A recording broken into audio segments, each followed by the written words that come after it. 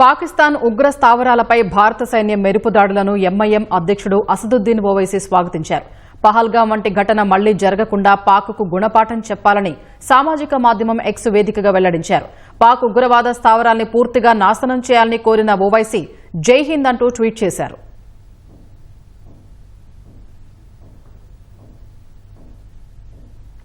భారత వైమానిక దాడుల తర్వాత పాకిస్తాన్ నియంత్రణ రేఖ, అంతర్జాతీయ సరిహద్దుల వెంబడి కాల్పులు జరుపుతోంది. భారత్ వాటిని ధీటుగా తిప్పికొడుతోంది. సరిహద్దు గ్రామాలపై పాక్ కాల్పులు జరపడంతో 10 మంది ప్రాణాలు కోల్పోయారు. ముందు జాగ్రత్తగా ఉత్తర భారతదేశంలోని పలు విమానాశ్రయాల్ని మూసివేశారు.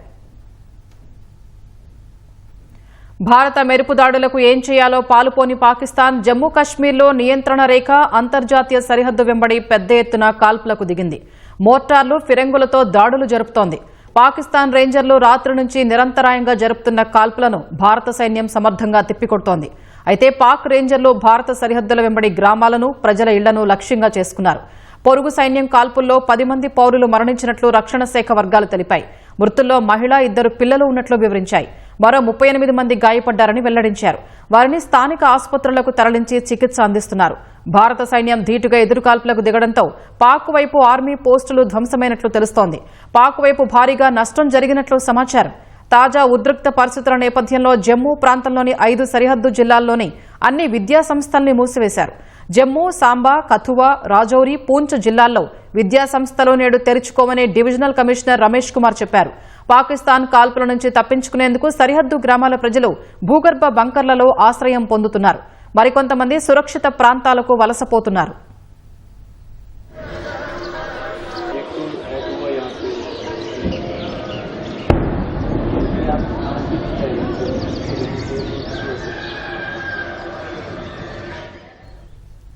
పాకిస్తాన్తో సరిహద్దులు పంచుకుంటున్న పంజాబ్లోనూ అప్రమత్తత ప్రకటించారు. ఇరు దేశాల మధ్య ఉద్రిక్తతల నేపథ్యంలో సరిహద్దు జిల్లాలైన ఫిరోజ్పూర్, పఠాన్కోట్, ఫజిల్కా, అమృత్సర్, గురుదాస్పూర్లో నేడు అన్ని విద్యాసంస్థల్ని మూసివేశారు.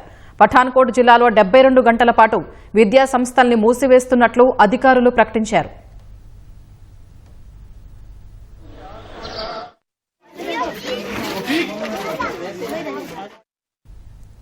శ్రీనగర్ విమానాశ్రయంలో రాకపోకల్ని నిలిపివేశారు. శ్రీనగర్ విమానాశ్రయాన్ని భారత వాయుసేన ఆధీనంలోకి తీసుకుంది. తాజా ఉద్రిక్త పరిస్థితుల నేపథ్యంలో భారత విమానయాన సంస్థలు పలు విమానాశ్రయాలకు రాకపోకల్ని రద్దు చేశాయి. జమ్మూ, శ్రీనగర్, లేహ్, జోధ్పూర్, అమృత్సర్, భుజ్, జామ్నగర్, చండీగఢ్, రాజ్కోట్ విమానాశ్రయాలకు మధ్యాహ్నం వరకు సర్వీసులు నిలిపివేసినట్లు ఎయిర్ ఇండియా తెలిపింది. అమృత్సర్ వెళ్లాల్సిన 2 అంతర్జాతీయ విమానాల్ని ఢిల్లీకి మళ్లించినట్లు ప్రకటించింది. ఉత్తర భారతదేశంలోని ధర్మశాల, లేహ్, జమ్మూ, శ్రీనగర్, అమృత్సర్ విమానాశ్రయాల్ని తదుపరి ఆదేశాల వరకు మూసివేశారని స్పైస్ జెట్ తెలిపింది. శ్రీనగర్, జమ్మూ, అమృత్సర్, లేహ్, చండీగఢ్, ధర్మశాల విమానాశ్రయాలకు రాకపోకలు ప్రభావితమైనట్లు ఇండిగో తమ ప్రయాణికులకు తెలిపింది. మొత్తంగా ఇండిగోకు చెందిన 160 దేశీయ విమానాలు రద్దయ్యాయి.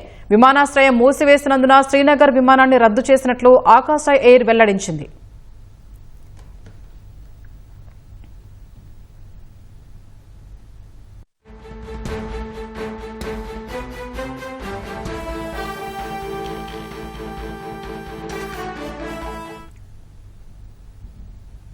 పాకిస్తాన్ భూభాగంలోని ఉగ్ర స్థావరాలపై మెరుపు దాడుల వివరాలను భారత్, అమెరికా, రష్యాతో పాటు వివిధ దేశాలతో పంచుకుంది. దాడి అమలుకు సంబంధించిన వివరాలను ఆ దేశాలకు వెల్లడించింది. కేవలం భారత్కు వ్యతిరేకంగా కార్యకలాపాలు సాగిస్తున్న ఉగ్ర స్థావరాలనే లక్షించినట్లు తెలిపింది. మరోవైపు భారత్, పాక్ల ఘర్షణ త్వరగా ముగుస్తుందని అమెరికా ఆకాంక్షించింది. 2 దేశాల మధ్య ఘర్షణను ప్రపంచం భరించలేదని ఐక్యరాజ్యసమితి ఆందోళన వ్యక్తం చేసింది.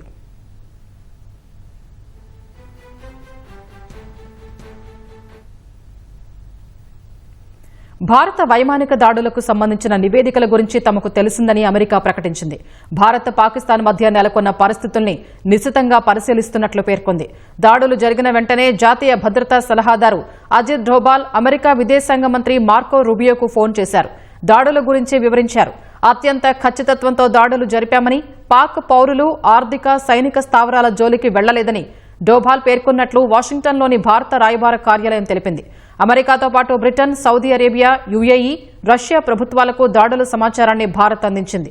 దాడి ప్రణాళిక, అమలుకు సంబంధించిన వివరాల్ని వెల్లడించింది. పౌర, సైనిక స్థావరాలకు నష్టం వాటిల్లకుండా ఖచ్చితత్వమైన ఆయుధాలతో దాడి చేసినట్లు తెలిపింది.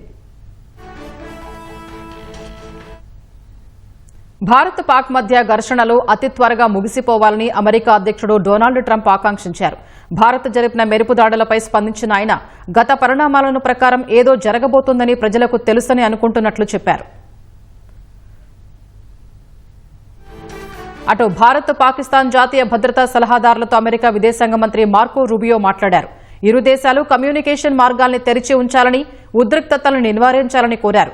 భారత్ పాక్ మధ్య నెలకొన్న పరిస్థితులను నిశితంగా పరిశీలిస్తున్నామని సామాజిక మాధ్యమం ఎక్స్ లో పోస్ట్ చేశారు. ఈ సమస్య త్వరగా ముగిసిపోతుందని ఆశిస్తున్నట్లు రాసుకొచ్చారు. శాంతియుత పరిష్కారం కోసం ఇరు దేశాల అగ్ర నాయకులను సంప్రదిస్తానని తెలిపారు. ఆత్మరక్షణ నిమిత్తం దాడి చేసే హక్కు భారత్కు ఉందని భారత్లోని ఇజ్రాయెల్ రాయబార రూవెన్ అజార్ ఎక్స్ లో పోస్ట్ చేశారు. అమాయకులపై దాడి చేసి దాక్కోవడం కుదరదనే విషయాన్ని ఉగ్రవాదులు తెలుసుకోవాలని హెచ్చరించారు. ఆత్మరక్షణ కోసం భారత్ చేసే దాడికి తమ మద్దతు ఉంటుందని స్పష్టం చేశారు. భారత్ పాక్ మధ్య ఘర్షణల్ని ప్రపంచం భరించలేదని యుఏఈ ఉప ప్రధానమంత్రి షేక్ అబ్దుల్లా బిన్ జాయద్ అన్నారు. ఇరు దేశాలు సంయమనం పాటించాలని, ఉద్రిక్తతలు తగ్గించుకోవాలని సూచించారు. శాంతియుతంగా సమస్యను పరిష్కరించుకోవాలని కోరారు.